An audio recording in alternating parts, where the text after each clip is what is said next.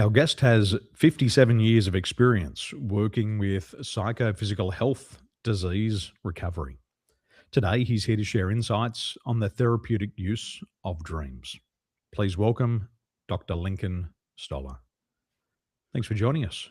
Thank you for having me very much.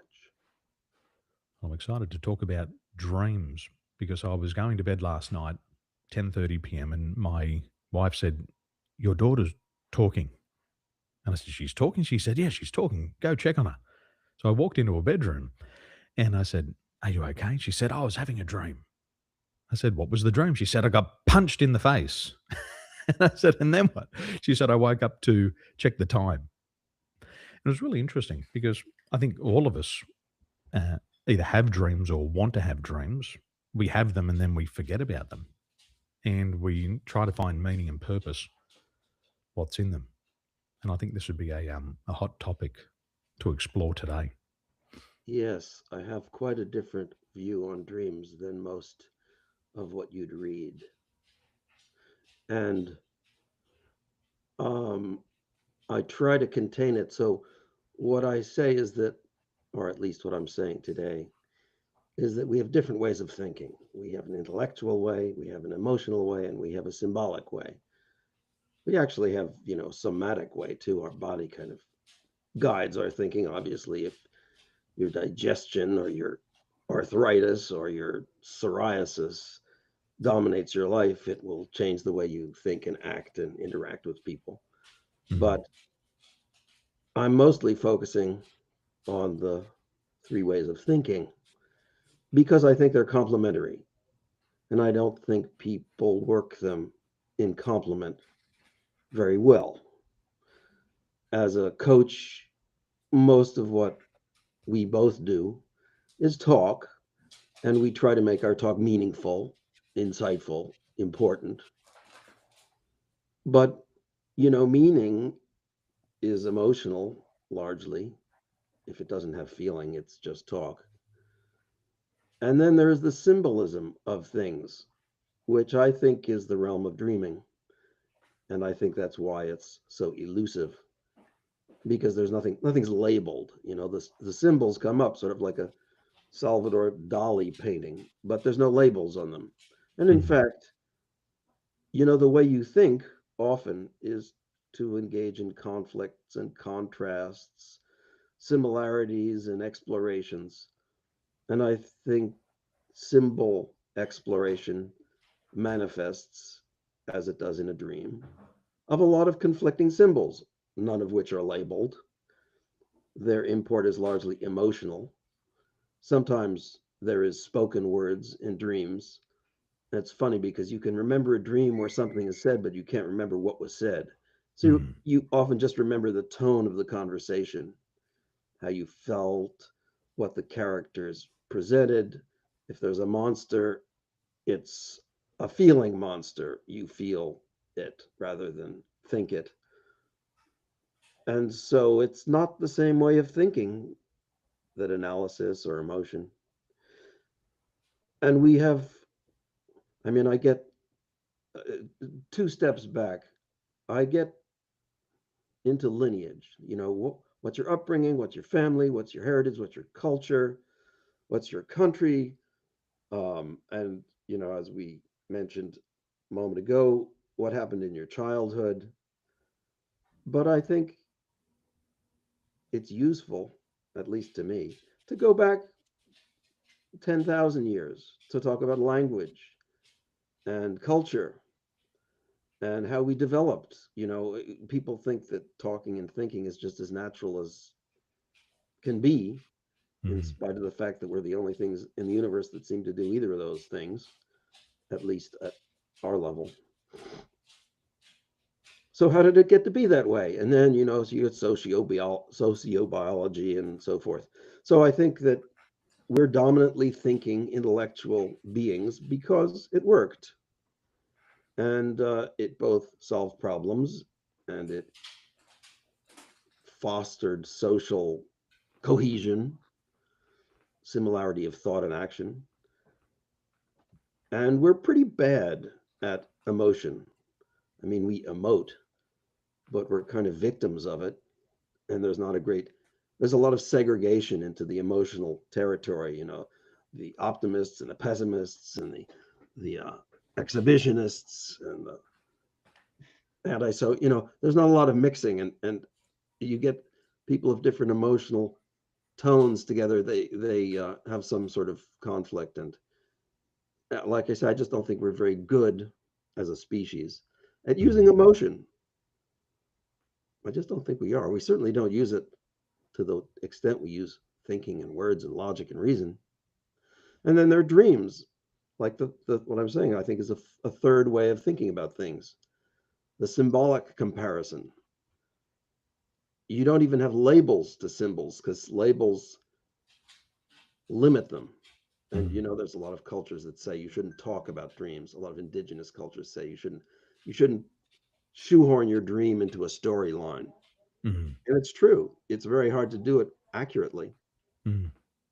So if your daughter says somebody punched me in the face, all you see is the image of somebody punching her in the face.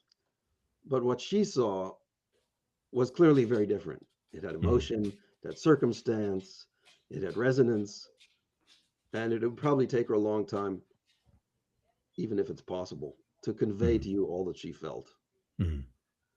So when I deal with people, and I'm a little broader than you because I deal with mentally strange people as well as high performance people. And as I mentioned, they're very interesting and rather confusing, frustrating even, because you become part of their world, and it's not a world that where the dots connect in the way you expect. Mm.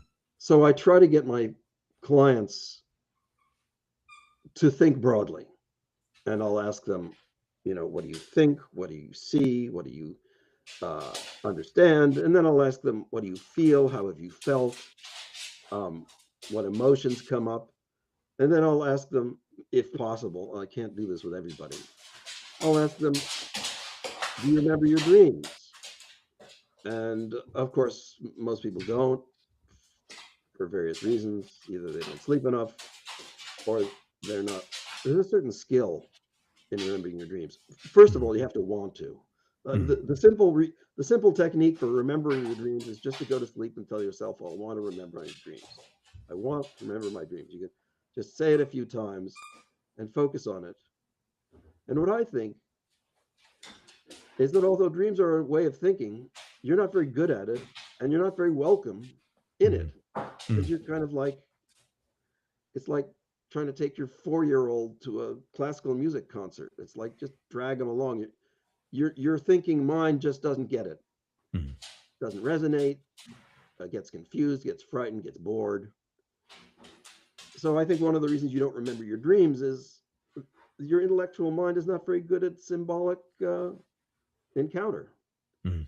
And like I say, a dream is kind of psychopathic. It certainly you'd be labeled crazy if you thought that was if you reacted to the real world like a dream, or I don't know, it's hard even to describe because it doesn't have linear. It's not even linear. My, my brother, one day, he must have been in his late teens. He was sitting around with all the boys and he said, I want to tell you about a dream that I had. And we said, what happened? He said, well, I went down to the local shops and I was walking through the bush. We said, okay, so you walk through the bush and what happens? He said, I found a penis in the bush. And we said, okay, you found a penis in, and we said, then what happened? He said, and then I put it on as if it was my own. So you can imagine the look on the boy's face and they're going, what's going on here? So he goes in to continue the story, but it had meaning to him. But the others looked at him going, holy moly. Well, Are you God, aware? you think did they ever have what? They have normal dreams? Oh, come on now. Well, my wife recently, she said that she's had a lot of ex-boyfriends appear in her dreams. And so that's a recurring theme for her. And a recurring theme for me is I constantly think about my old career, but I forget my uniform. I forget my bag. I forget my ID. And I'm always stuck and I can't get back on the flight. So share the same bed, but totally different dreams. And I find it hard to articulate what the dream means because it's so rich in symbol. And it's like, how do I actually put it into words? But it's tough. So I'd rather just say, hey, this is the big picture, but I can't get into the details because it's too much detail. If I could take through all the scenes, it would take forever. Well, here's two things you can do. First of all, you have to remember or realize that everything in your dream is you. Mm, Second, everything in your dream is meaningful. I mean, do you mm, ever have something in your dream that means nothing? You don't waste your time on that. mm, And there is an interesting prospect of gaining a certain lucidity in your dream. It's an interesting prospect because it's subtle. There are people who advocate complete lucidity, knowing that you're dreaming and flying or prevailing or seducing. And I don't really advocate that. I think that that is like painting over the symbols with your own childish language. mm. And there's an intermediate kind of lucidity which I aim for and tell people to aim for and do through hypnosis and guided visualization and suggestion, which is just to recognize the symbols and try to interact with them more. So, if you find a penis in the bush, well, do something with it. Talk Mm. to it. Make it into a whatever it gets made into. Expand on these symbols rather than fleeing or fainting or whatever. Well, You know. I could tell you the rest of the story. Well, wait a minute. Was it you? Yeah. Well, it's a little late now, but the truth is that you actually can go back to these things if the symbols are meaningful. They're pretty enduring. But Yeah. yes, go ahead. Yeah. So he found the penis and then he realized it belonged to the mechanic who had the mechanics workshop. So he put it on and he used it to masturbate. And that was his dream. So as he told the story, the boy's eyes, everybody's eyes got bigger and the gore of it, like, Well, oh, well, how old were these because we, boys? oh, we were probably all of 17 or 18 at the Oh, time. well, that's important. Okay. So he found the penis and it belonged to the mechanics. And then because we're listening to the story, every time we drive past the mechanics workshop, we talk about my brother. Oh, my brother found his penis in the bush. But how we attribute meaning to it is we make a joke of it. But for him, it ended up having a wet dream.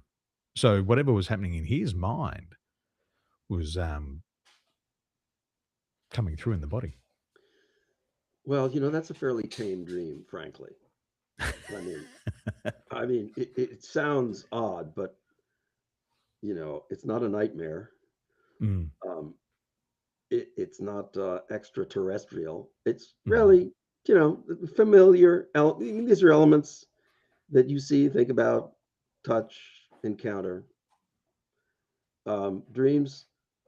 One of the things I like to do, and this is a little farther out, is past life regression, which is just a word for a technique, which is guided visualization to as weird a place as you can go. mm, And that's very entertaining for me and usually quite meaningful for the person who does it. And they have to be, there's a certain amount of license that you do have to exert some creative intention to mm. start that process. But it usually takes over in the same way that a dream does, so that it narrates itself. And that's where it gets fun, for me at least, and more meaningful for a person. Because if you've done any hypnosis, it's a it's like a dream in that it's sort of self-authoring. At least this kind of hypnosis is. There's another kind where you're just telling people to think certain things, like Mm. you're a nice person, or you love your mother, or you're not going to yell at your kids, and that's kind of very different. In this kind of hypnosis, you're constantly asking somebody who's in a trance to tell you what they see, what it means, take it further, embellish it, um, extrapolate to strange levels. And with that encouragement, people can effectively explore their symbols in a way that doesn't make sense logically and has to be kind of unpacked. It's a long process. It takes a long time to get into it, hours, and it's not all that evident.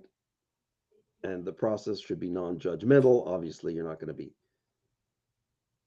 asking people to be intellectual and you're not going to be imposing your intellect on them.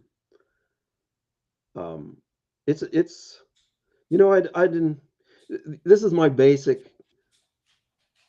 basic story in this interview and in others recently, is that you being everyone, should be more engaged with your symbolic mind. And if you look around in the world, the news, internationally, locally, you'll see these symbols happening everywhere. Contests, aggression, um, attitudes. Like right now, the world's very bellicose and argumentative and combative. Mm, I mean, that's putting it nicely, I suppose, mm, because if you were in a lot of these countries at war, it's not so psychological, it's entirely destructive. But you see it infecting other people, and they're becoming partisan and opinionated and biased and bellicose. And what are these symbols? Is is the real world all that realistic? Does it make all that much more sense than a dream? I mean, we make it make sense because we draw lines to connect the dots, mm, but they don't go in a straight line. They don't go linearly. mm, And so when I'm talking to people, and you probably touch on this too with leadership training.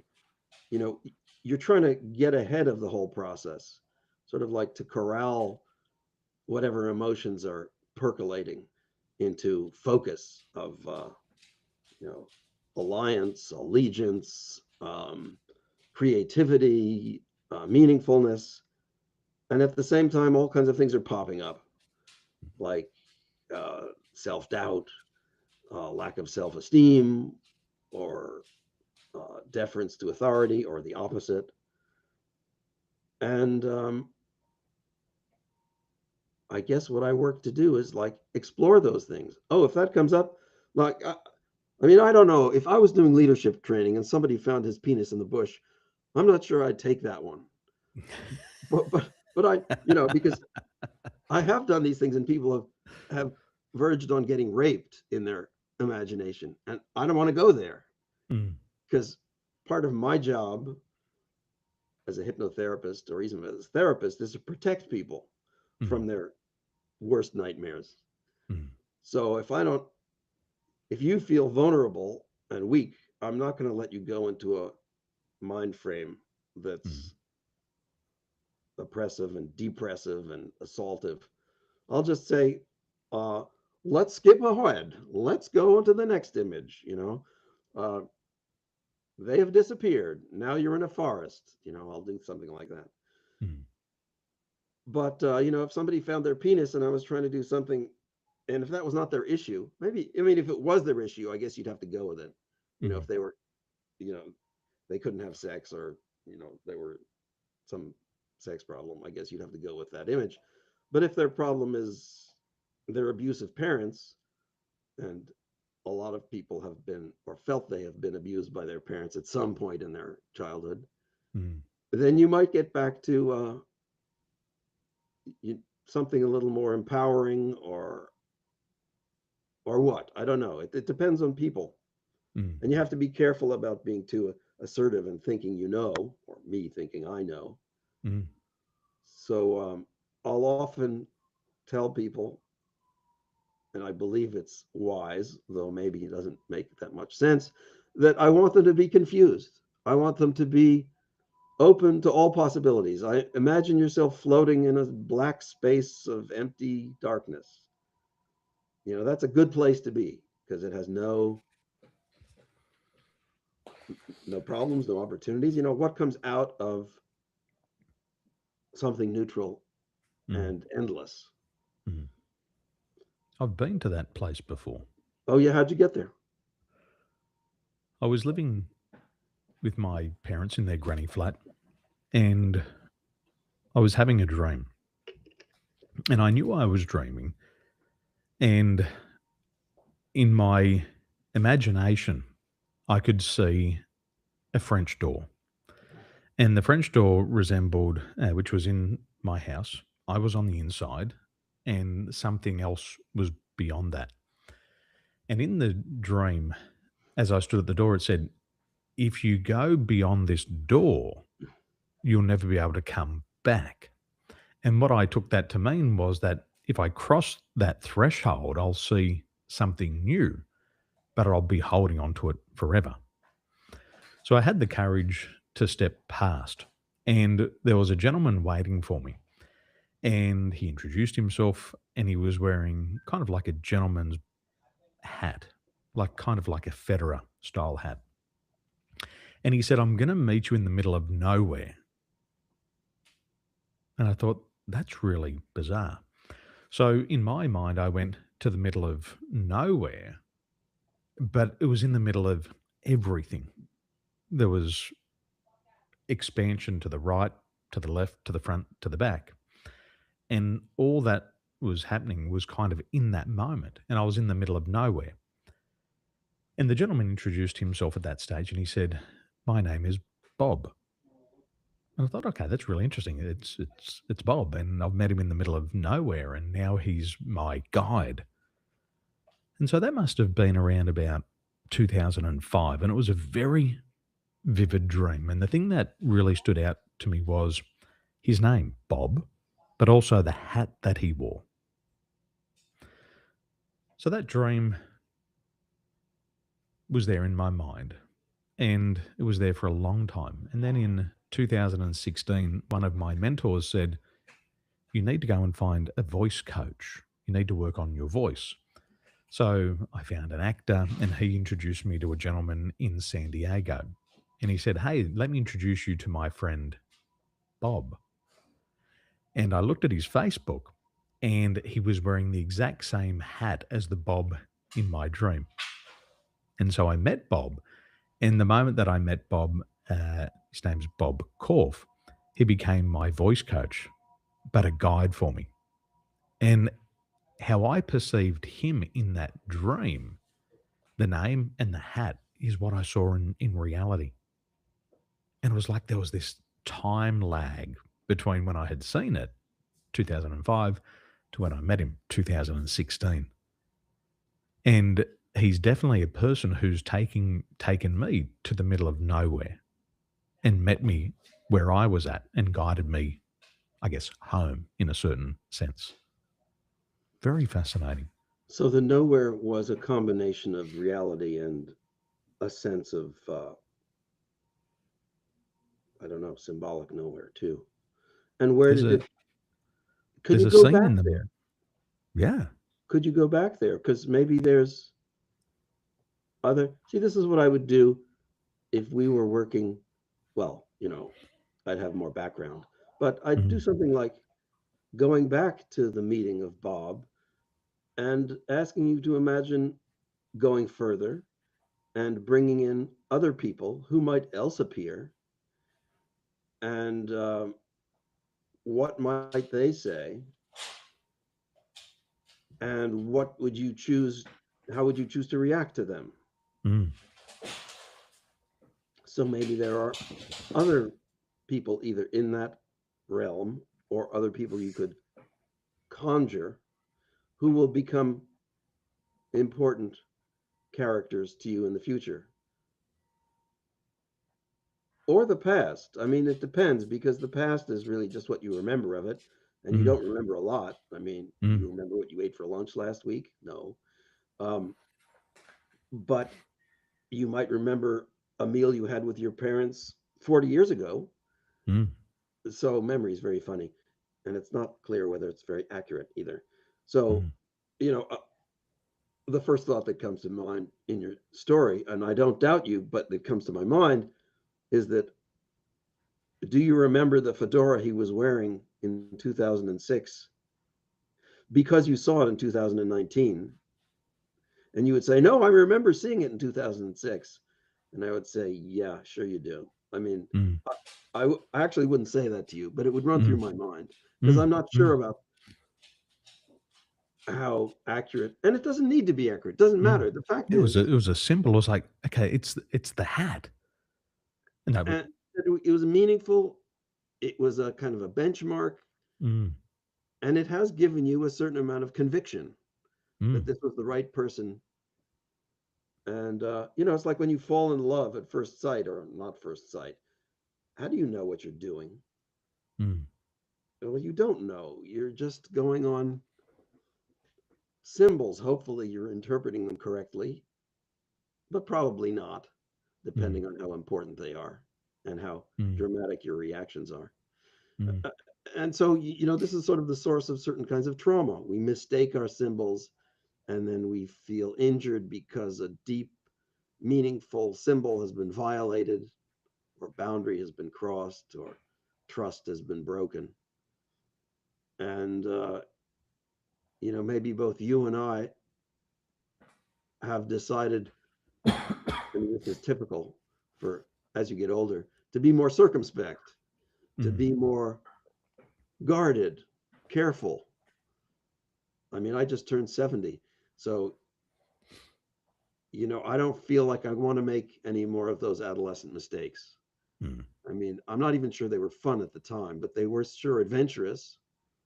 And, as the audience doesn't know, I say I have 57 years of experience because I started mountaineering at 13.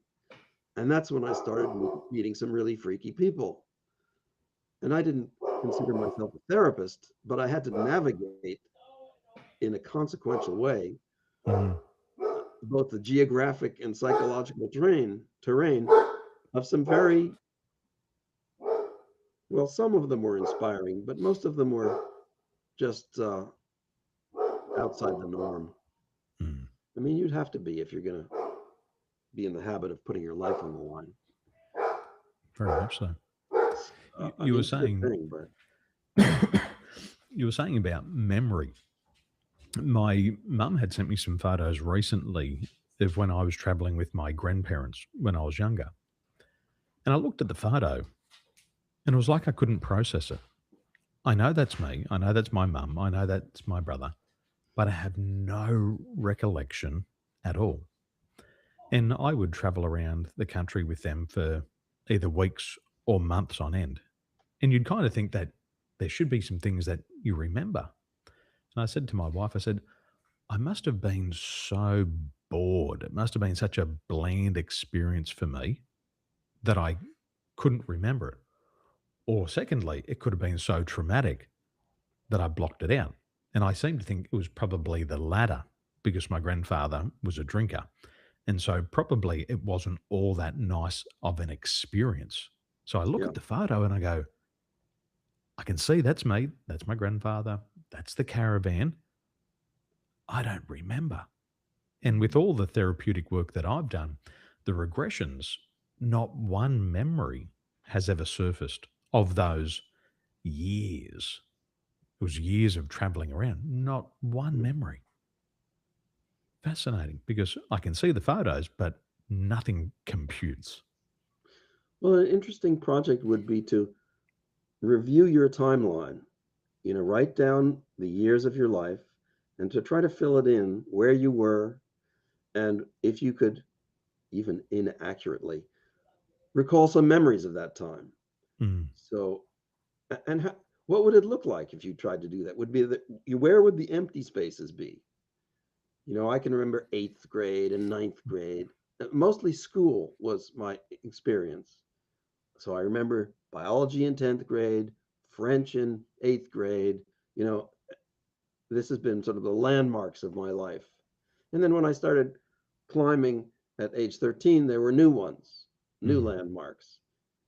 and knew people of importance. And it is interesting. And I wonder about other people, how they would fill out that timeline. Because as you Mm, say, there's certain, for your life, there are blank spots. mm, I mean, does everybody have blank spots? I mean, at some point, it gets pretty fuzzy down mm, around four. I mm, can't go nine, I remember. Eight, I can't, the memories are mixed up. mm, I mean, there are memories, but they're scattered and they're not well placed. mm, Um, and I just wonder how other people's stories would look, especially as you mentioned, some things are being blocked out. mm, And of course, the things that are blocked out are the things you can't really work on and maybe affecting you, and you wouldn't know. mm, I mean, like just look at you. Look at the way your face hold everyone, right? mm, Where are your worry lines? How do you hold your face? How did that develop? You could say, well, it's just anatomy. Well, it's not just anatomy. It's how much sun you get, how much exercise you get, what foods you eat. Do you trim your beard? Do you wash your hair? Where did that come from? mm, And maybe it doesn't matter, but maybe it does matter. And if you certainly can't remember 4 years of your life, mm, hmm, I would be curious. I would be mm, curious. You should mm. be Yeah, curious too. talking about those things, it's like my grandfather, he was also ex Air Force. So it was constantly going down to the Air Force base, getting the haircut. And even as an adult, it's like I go and get the haircut every week. And I think to myself, I'm becoming like my grandfather. And then the polishing of the boots always had to be polished. And I find myself getting my shoes out of the cupboard, polishing them, putting them out in the sun, putting them back, stacking them correctly. I'm like, that's definitely my grandfather in me, that part. And then I remember his obsessive compulsive nature. He would rattle keys in or money in his pocket, and I'd be playing football and I could hear it. And then I see these obsessive compulsive things in me, and I go, I've got to redirect that. So I redirect that and I say, okay, I'm going to become obsessive compulsive about study, but it's another form of that compulsion. And I see it, and then I look at the bottle of whiskey and I go, gee, I reckon if I had a drink of that, I could take the whole bottle all in one go because that's what he would have done. Is it And true I go, though? okay, Have you uh, ever have I? Yeah, taken the whole yeah, bottle? easy, very Yeah. easy. I know it's in me. Me and my mates when we were younger, we would party hard. And at 26, I thought to myself, I said, this is not good. And then I went and moved overseas, and it was great because in Dubai, it's very hard to get alcohol. So it was very much out of sight, out of mind. And here in Taiwan, there's not really places where you go and drink. So it really suits my lifestyle. But I know it's within me Uh-huh. and I feel it. It's like, okay, if I did drink, it would be very easy just to see the end of that bottle. Well, I have a hesitant relationship with psychedelics after having spent many years using psychedelics. But I did it ceremonially and psychologically, not recreationally. Mm, But still, um, it takes a toll on your body, depending on what psychedelics you use, and it takes a toll on your mind. Um, I encourage psychological exploration, and psychedelics can be useful, but I think that they're powerful. I don't call them medicine because they're not curing anything. They're certainly it's sort of like passports or tickets to mm, some strange place. And, like a real travel to some strange place, if you don't bring something back, you've wasted your time. So the question is, what are you going to do with this? mm, And this is similar to, investigating your trauma or your past, or forming your future. What are you going to do with the next 40 years of your life, Daniel? mm, mm, You've probably got a plan. What's plan B? Um, what's the plan that you'd like to make that seems so outrageously wonderful you can't bring yourself to think you should really try to do it. I mean, mm, a person can do pretty amazing things if they put their mind to it. There's no mm, question about that. But at the same time, if the more you try to do, the more resistance you'll tend to get if mm, you're not sort of following the program that everyone else is, you know, invested in. mm, Being creative, being individual involves a lot of blowback and sort of viscosity. So you have to be pretty good at accomplishing things if you want to move forward very far.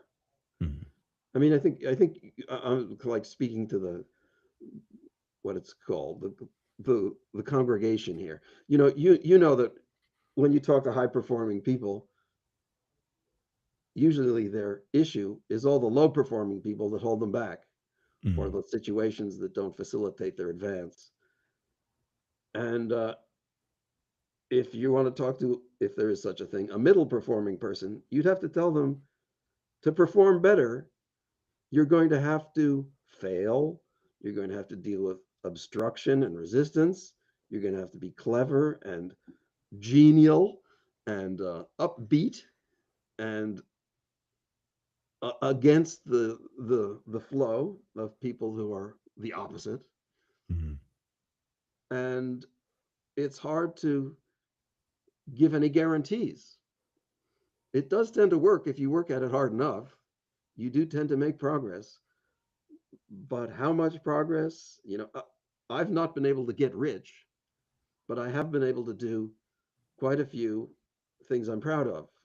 mm, And so I say, well, you know, hell with getting rich. I'm able to do what I'm proud of. It's meaningful.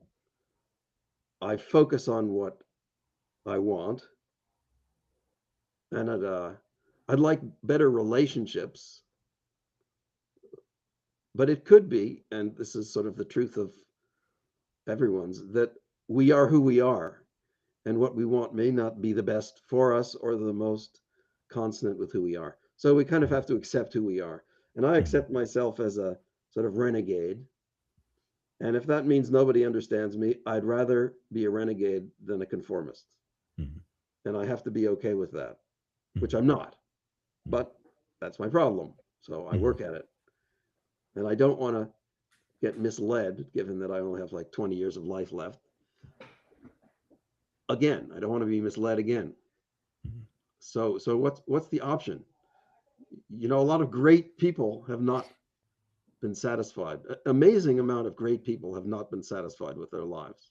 mm, Um, so what are you going to do about that? mm. And what are you going to do about that?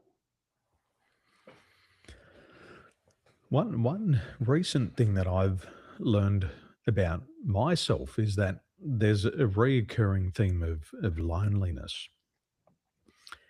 And when I traveled in my younger years, I was lonely when I was on the road. Even if I was in a group of people, I still felt lonely. But I didn't want to have low level, meaningless conversations. I don't want to get caught up in gossip and who's fucking who. Like, it doesn't really do anything for my life. So I'd travel around and I'd have this sense of loneliness. I then worked in the airline industry and I got along great with my colleagues on the aircraft. But on the layovers, I really didn't get any value from the conversations. So I would choose loneliness. I'd choose to be alone. And I realized that I was accepting that as part of my journey. And so I'd fill my time with studying.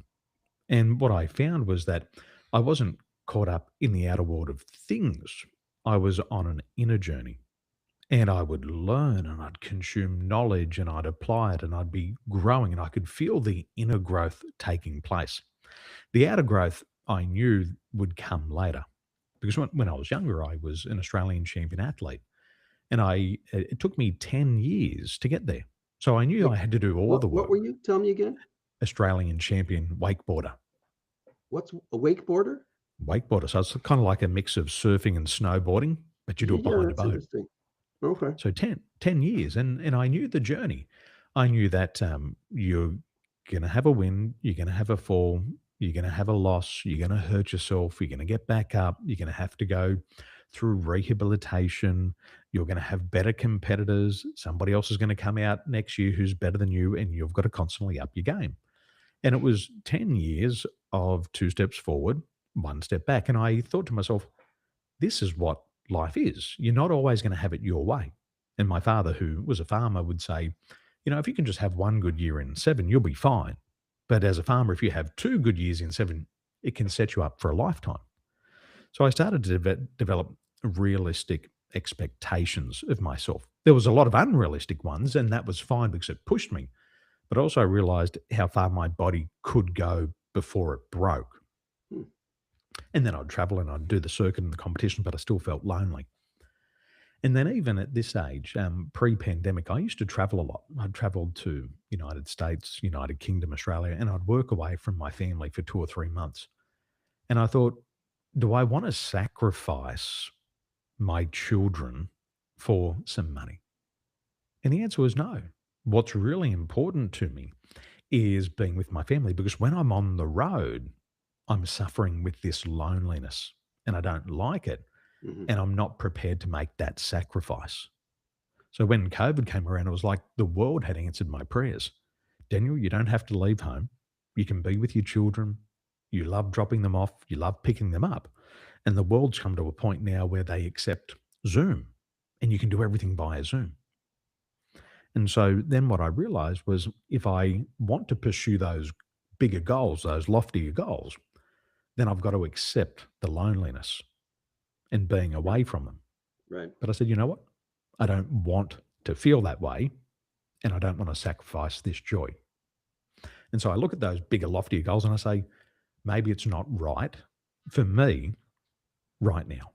Maybe when the kids are 18, but not right now. These years are too precious. And I know that loneliness comes up and I go, not worth it for a couple of dollars. Hmm. Hmm. Well, I moved from the East Coast when my son was, wait, uh, 20 maybe. So he was already, seems like he wasn't 20. Anyway, somewhere around there. And I had a second son who was only 6. So I came to the West Coast with my 6-year-old son. I left my 20-year-old son on East Coast where he stayed with his mother because she split up from me. So he had a home base. And, you know, I was faced with staying with my family because I had brother and sister there on the East Coast too, but they were not that close. I mean, they were relatively close, but not immediately in my life. And going to the West Coast where I knew no one. And I just said, A, it's interesting. B, it might be exciting. C, I could go on here. It wouldn't be difficult. It has promise.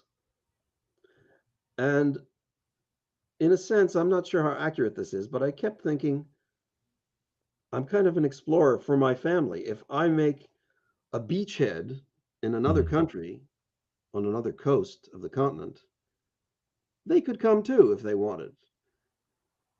I mean, because if you've got family east and west, you can go visit them. And I felt also I was in America, I was in the U.S., and I was never satisfied with U.S. politics. I think the politics we've got now are just an extension of what's been brewing for the last 50 mm, years, sort of arrogance and indifference.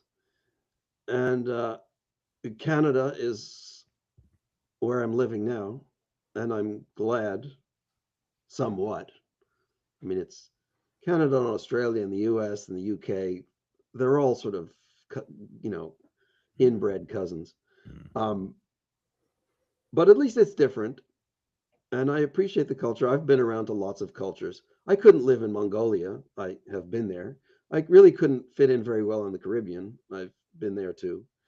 Um, I have my best friends, in fact, are both Mongolian and Caribbean, but I still couldn't be there. mm, That would be like too weird for me. It's too far of a stretch, and maybe that's too bad for me. So mm, I've accepted this step out into the cultural cold. It hasn't done me any good for my loneliness, like you might appreciate, but I'm kind of an adventurer. So, um, and my son, this son who's come with me, now 15, this is where he lives.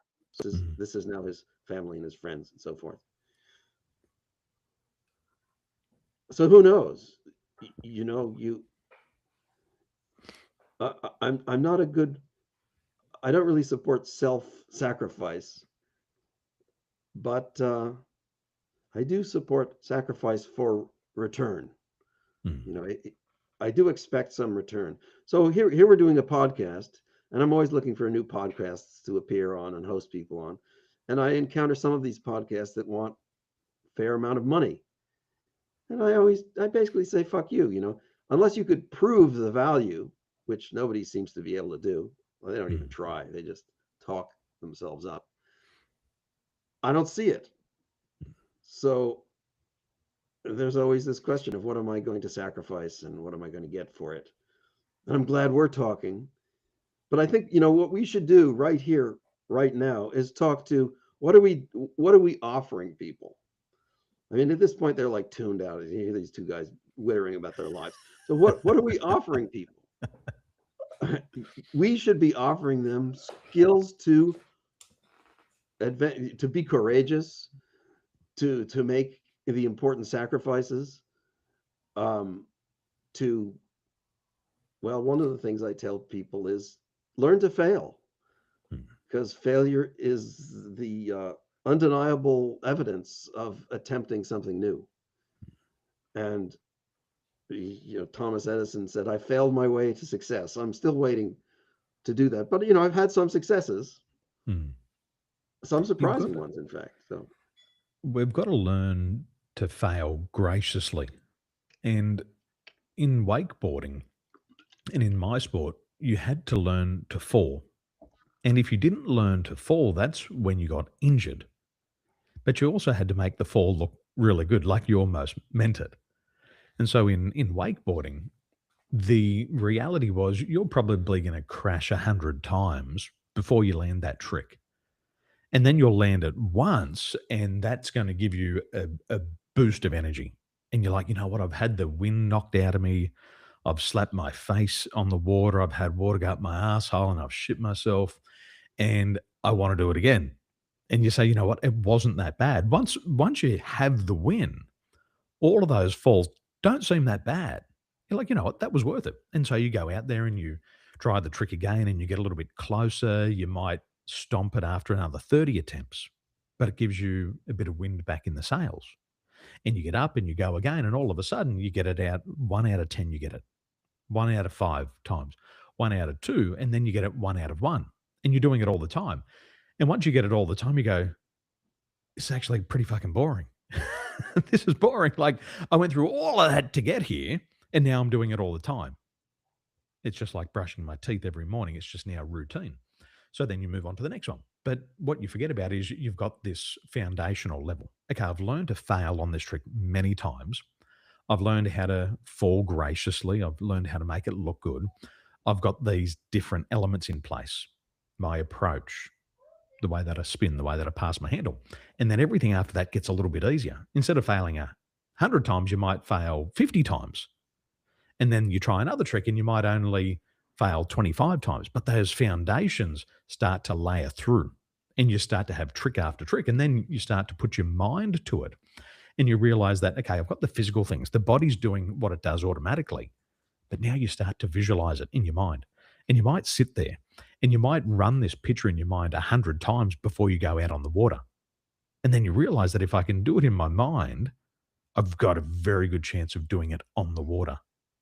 And you could see these people. They'd drill it down in the mind, then they'd go out. Sometimes the first or second time, they'd get the trick.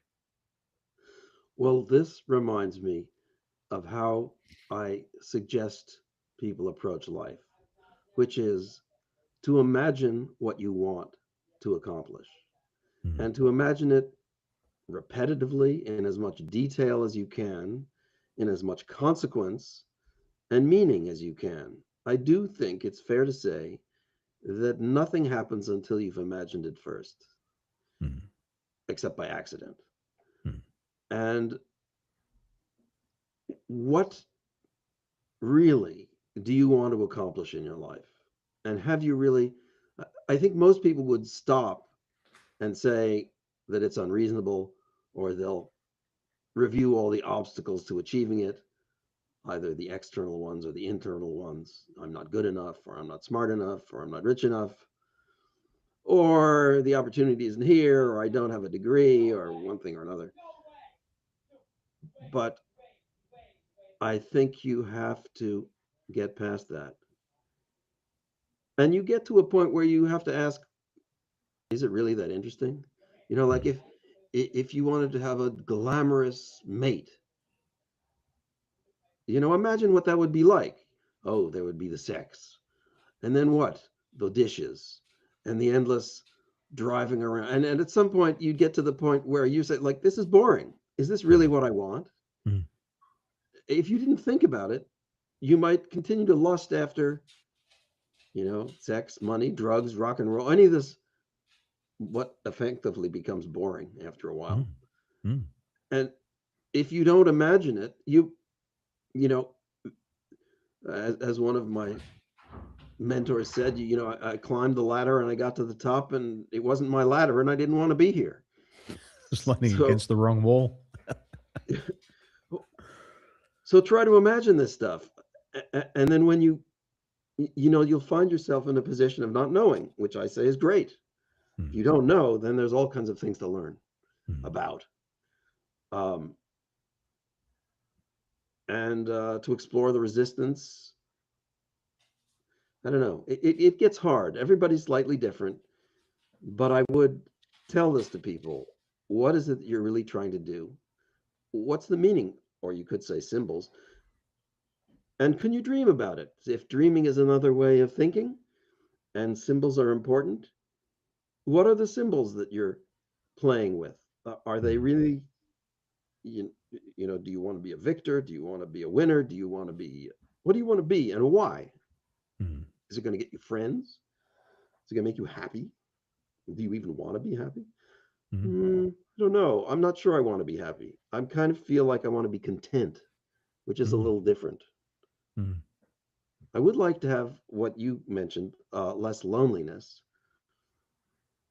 but that's a hard one to authentically achieve. You can't just like buy it. Mm. So my I answer to think when that, you do buy it, it feels so superficial and shallow and so temporary. oh, it's like whoring, right? Mm, It's like mm, buying affection. It doesn't mm, amount to much. So my answer, and I think this is probably a good answer for everybody, is to be authentic. You're not going to be satisfied with anything you achieve if it's not authentically you. mm, So, at some point, wakeboarding, was that you were at the top of the ladder and where to go? This is why I like mountaineering because you always get to the top of things and there's nowhere to go from there. So that's very symbolic of one's, you know, effort to achieve things. mm. For me, what I did when I was growing up in the sport is I would watch people, and I would watch sports, and I would look at people achieve success and what they did after they achieved the pinnacle. And one of the things that I always disliked in the sport was people who won the competition, finished, and then tried to make a comeback a couple of years later. And it was terrible because it was like, you used to be that person. You used to do this. You used to do that. And I'd look at it and go, oh, that's not what I want. So I became the Australian champion. I was on the front cover of the Wake magazine that year. I was on the big pull out poster, and I'd go to people's houses and they'd have my poster on the wall. I'm like, that's really cool. Like, I've got somewhere and people appreciate what I'm doing on the water. I'm not an idol, but they're just like, what you're doing has inspired me. And I'm like, see, cool, awesome. And so when I won the title, I also made the decision that year that this was it. I would just hang up the boots and move on. And that was really important to me because that was the end of that dream. And it's like a lot of times we sleep and we wake up and go, that was a great dream. But I have no intention of going back into it. That 10-year dream for wakeboarding, I finished, I got the dream, I got the trophy, I got the recognition, I had the fun, I went to all the places, and then I moved on. And I never tried to go back into it. I just left it how it was. And so when I reflect on it today, it has a very different meaning. For me in business, people look at that and go, wow, how did you get there? Then I talk to them about the journey that I took to get there with the knee reconstructions, with the broken bones, the torn ligaments, the disappointments. And they go, oh, wow, so you understand business. So, absolutely, sports and business for me are synonymous. And so for me, it was important to remember that dream as it was and not to try to get back into it. Hmm. And that served me well. The other thing which I had when I was younger, I had some learning disabilities, and learning for me in the traditional sense was very challenging because my learning style was more lateral and the school system was more lineal. So I kind of knew that I was thinking differently. I didn't really think I was disabled, but they tell you you're learning disabled. But I took a job and I was a paper boy at my uncle's news agency, Court O'Brien's news agency. And one day I left, he paid me my dollar, and I gave 50 cents to the Salvation Army. And my mum saw me and she said, Daniel, why did you give, half your pocket money to the Salvation Army? And I said, Mum, I just like to help people. And she said, okay, interesting. So around that time, I used to have this vision, this dream in my mind that I was like a doctor. Now, I wasn't a doctor, I didn't have the title, but I was helping people. And I could see in this vision that it wasn't with pills or potions or needles and knives, but I was helping them get better. And so that vision kind of stuck in my mind. And in my years of wakeboarding, I would coach people. And I was like, this is an example of helping people get better. And when I did that, I felt fulfilled. I didn't look at the bank account. If there was money in there, fantastic. If there was none, it didn't matter. I would be spending time with people who wanted to get better. And as a business perspective, I was like, this is epic. There's no customer complaints. These people are saying, I have a goal. I want to get there. You're going to help me get there a little bit faster. No complaints, no arguments, no dissatisfaction. And I'd think to myself, this is like being a doctor. And then I started to do coaching and I got involved in critical incident stress management and peer support at Emirates Airline. And when I did that, I felt fulfilled. I didn't worry about the bank account. I didn't worry about what was happening in the world or what was happening with other people. But I felt content. I was like, wow, this is part of my journey. I'm helping people and I feel it's more rewarding for me. The inner reward is so great that even if I didn't get paid for it, which I wasn't, I'd still do it anyway. And then the dream of cabin crew came to an end and I started the business journey and I started my coaching and consulting business. And I was like, I would do this thing if I wasn't getting paid. I want to tell my customers, thank you, because you have a goal. You're helping me achieve my goal, which is to help people. And then I learned, just a couple of years ago that the word doctor in Latin is docere, which means to teach. And then the Greek word diagnose is through the mind. And it was interesting, and I'm still in the dream now, is that that dream is just helping people through the mind. And every day I get back into that dream. And it's like, you know what? That's where I like to be. Is it a dream? Who knows? I might wake up one day. But right now, I enjoy the dream. I love it. There's an interesting problem that comes up from that point of view, which is that I encounter people who are pursuing the wrong dream.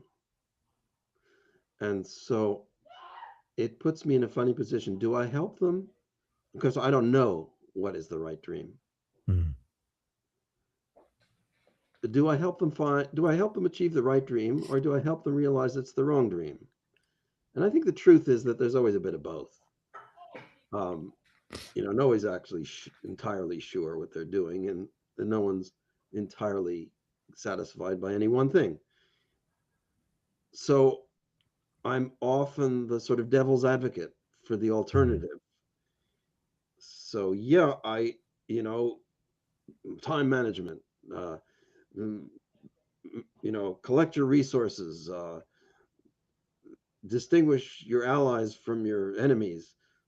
But on the other hand, maybe you need a vacation. Mm. Maybe you should, like I told one of my clients, pick up your guitar and go into the garden.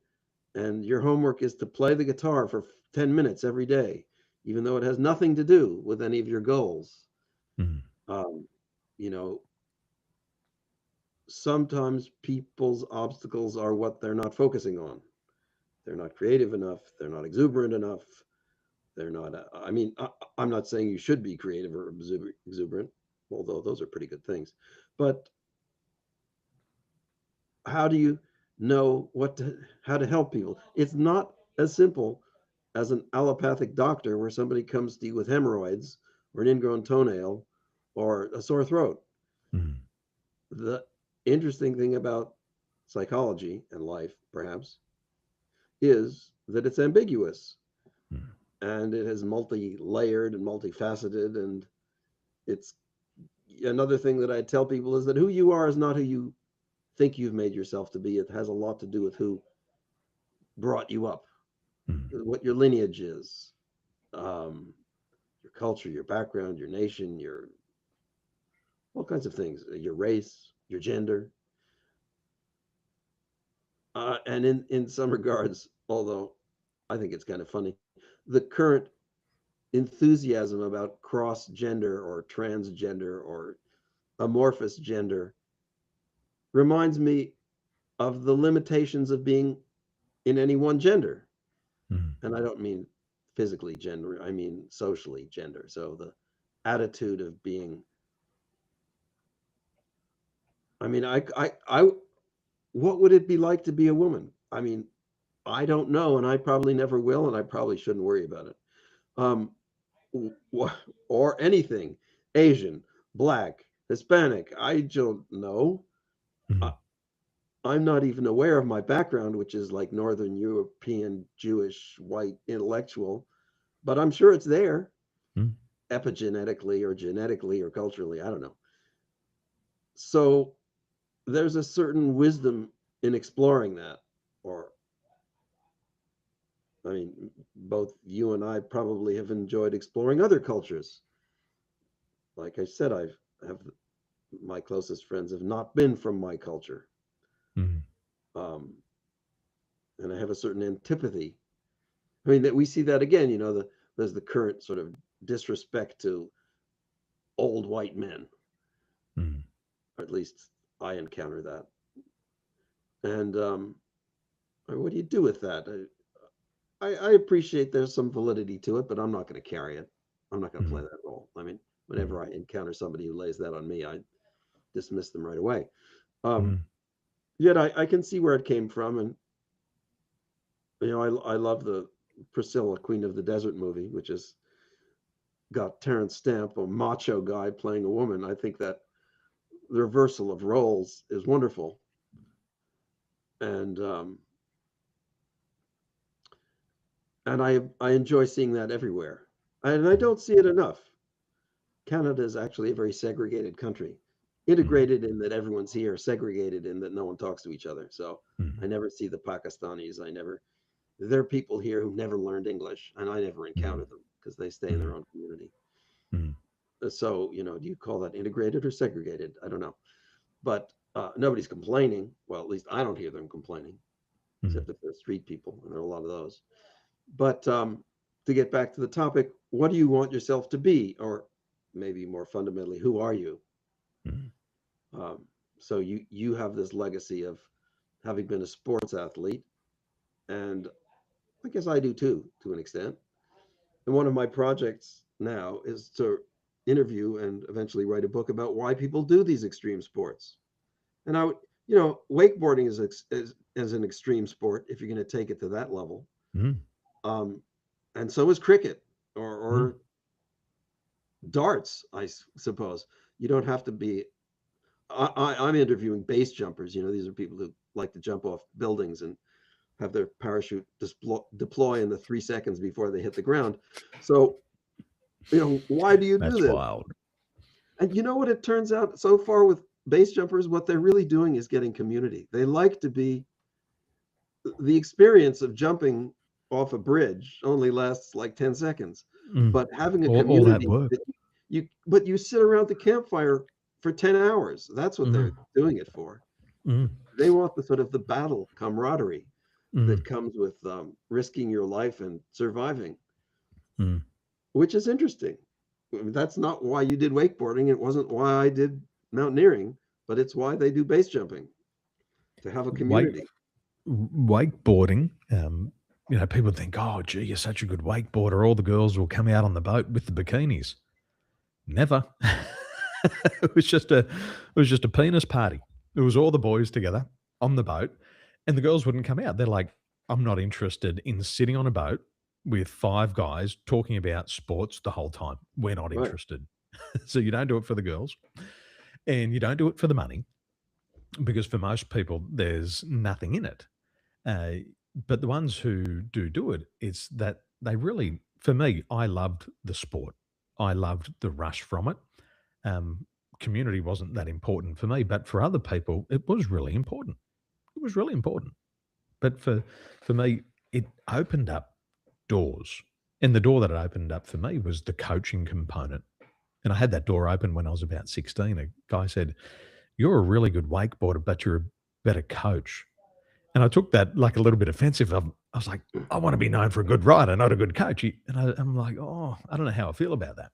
And he said, "What I mean is that you don't know how to do the trick, but you can teach others." He says, "That's really important." And he said, "I want you to come and teach my people how to do tricks."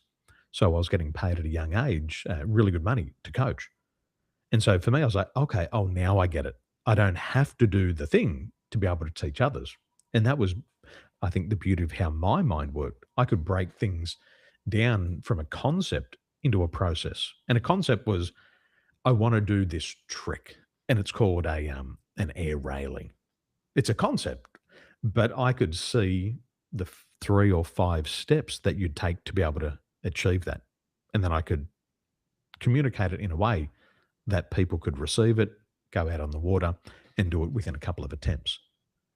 And so that was good for me. And that was very selfish of me because I liked to coach and I felt even better. But that's what I do today. And I think one thing that I noticed today, and you were saying it here, is you've got to know yourself. And I think it's only through self discovery that you work it out. And for me, one of the big breakthroughs for me was it was in 2016. I met a workplace psychologist and she took me through my DISC report. And I Your really what? didn't. Your what? DISC, DISC, looking at my behaviors. And I'd heard of it, and I'd heard of it in corporate before, and people would say, "Oh, he's a D and he's a C." And I was like, "Oh, I don't really like that label." But I went through the process, and she broke down how I approached problems and challenges. And she said it in a way that I was like, "That's me." Like, I'm really aggressive, I'm really competitive, I'm really fast to act on a result. And she said, "Did you know that this is one of your strengths?" And I was like, interesting, because I always thought it was, but after being in corporate, I wasn't able to be in a position to use that strength because I was in a team and I didn't really like being in a team. But once I got into leadership, I was able to use that strength again. And so I started to figure out who I was, and then I started to set different goals. And then she started to talk about how I approach people in contact and how I deal with the pace and the consistency of the environment. And she said, "Daniel, the way that you approach pace and consistency is you're a fast mover, but you tend to be very discontent. You're never happy. You're never satisfied. If you get the goal, it could have been bigger or you should have done it faster." And I went, yes, That's me. Hmm. And so as I started to understand myself better, my goals started to shift. And once I started to shift those goals, it was like I started to be able to achieve the goals because they suited my personality type. I wasn't trying to achieve a goal because somebody else said, "Hey, this is a good goal for you."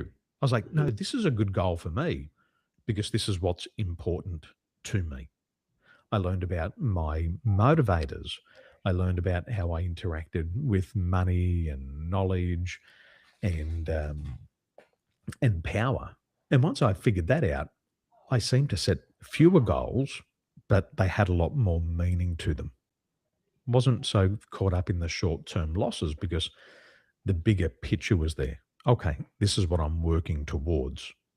And I've got to develop these personality traits to get the goals, but I've also got to be able to get rid of these, these thought patterns that are sabotaging my own success. Once I figured out the personality, it was like, okay, I'm interested in that. I know why. Those things over there, they don't bother me. I don't want to be a part of that. It was a big breakthrough for me. I have a client who's in a position where he's not satisfied with his working opportunities. It's an institution that has some government involvement. He doesn't want to go up into a government position. And I'm trying to help him find direction. And it seems to me what he needs is what you're talking about. He needs to find what's meaningful. Mm, And until he finds what's meaningful, there's no way for me to tell him or encourage him to move in one direction or another.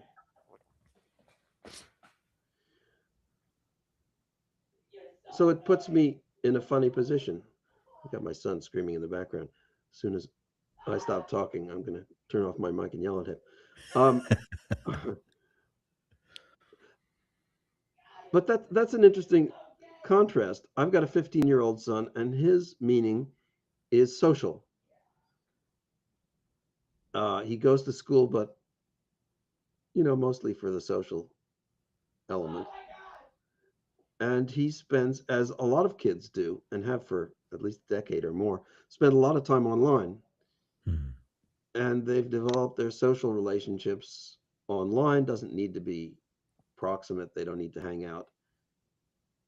Um, I don't know how this changes a person, but it certainly suits a certain number of people.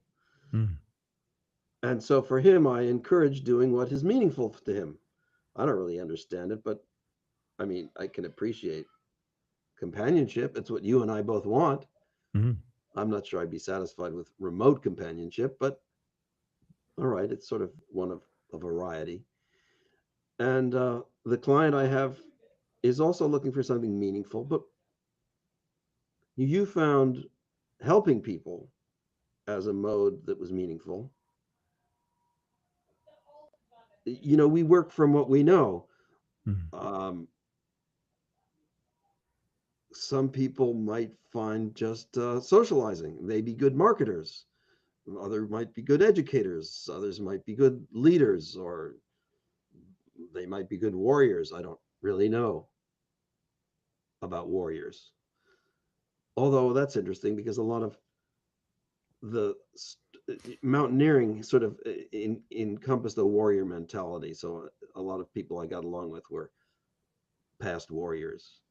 mm, But and that's interesting too. Some of the most advanced warriors never considered their adversaries as enemies, just as um, in a game. They had a mm, great respect for their adversaries. They didn't have hatred or anything like that.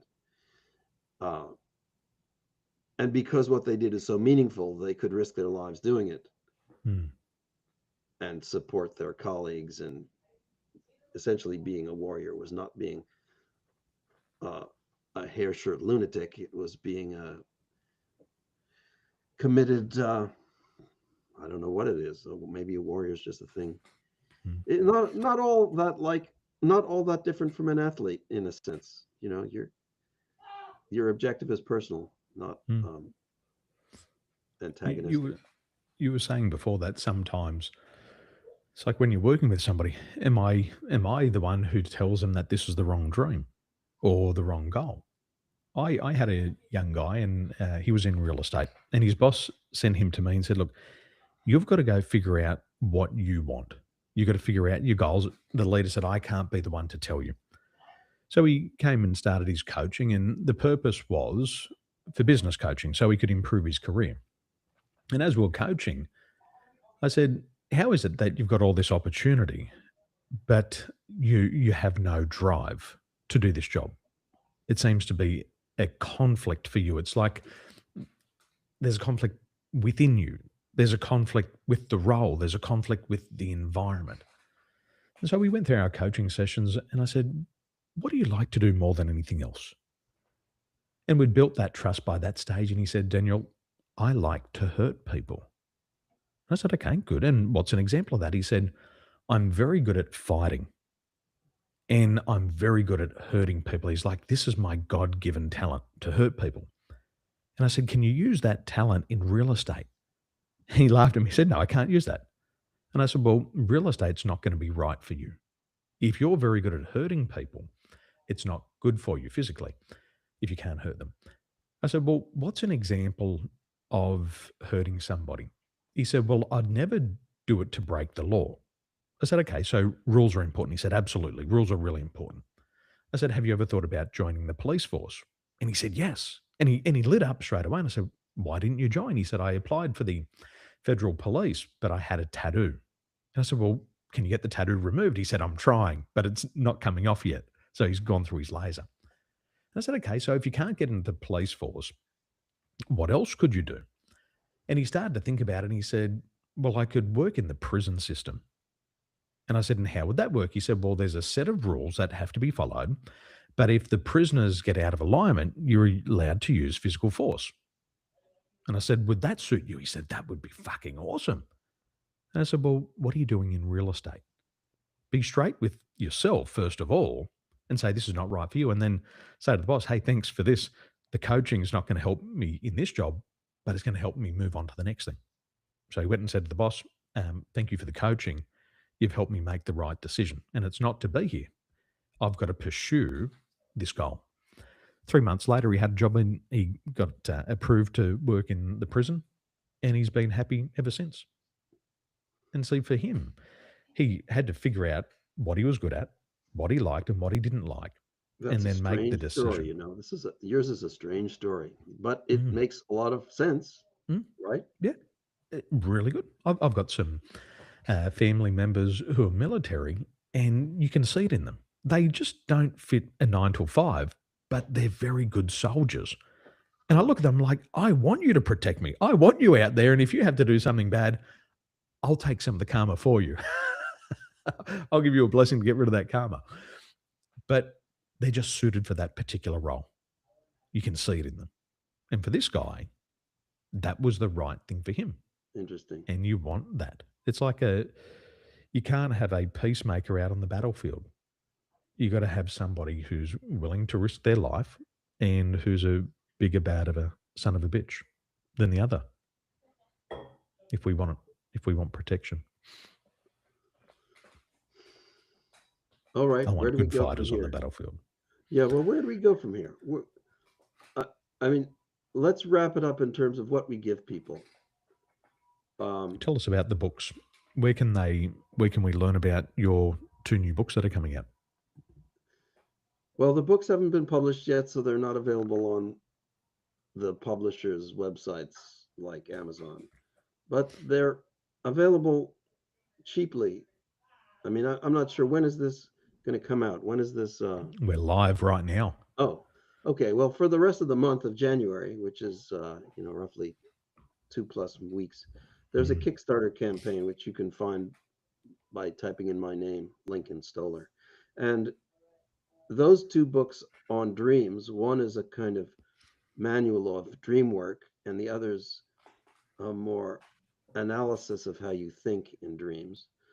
Both of those books are on this Kickstarter campaign at cost, and look at them by typing in my name. because otherwise the name of the books are too long. And also, I guess I should put a link on my website, which is Mind Strength Balance. I don't have a link to the Kickstarter, but you can find my other books on mindstrengthbalance.com.